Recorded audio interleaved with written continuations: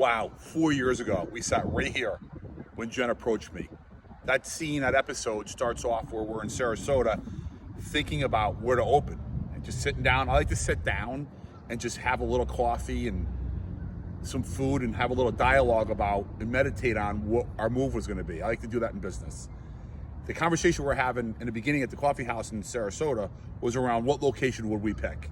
We were scouting from New York. It was COVID. New York was shut down. So traveling back and forth was very frustrating. And you had to be in lockdown mode for 14 days. And I look back at that and think, wow, what a time. And then Jen's talents and the conversation we're having in the coffee shop was around what could she do, what could she decorate, what did she want to do to open. And we went for Anna Maria.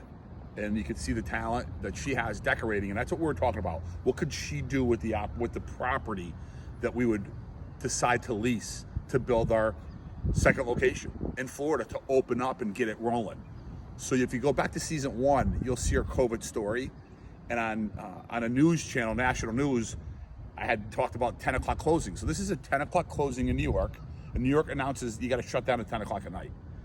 We come down to Florida after making some phone calls, and we decided we have to expand. We had a TV show on the Food Network.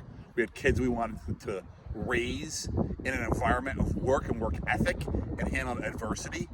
And then we approached that, or we addressed that with Jen when I was sitting down looking at this very view right here. And that was emotional. That was real.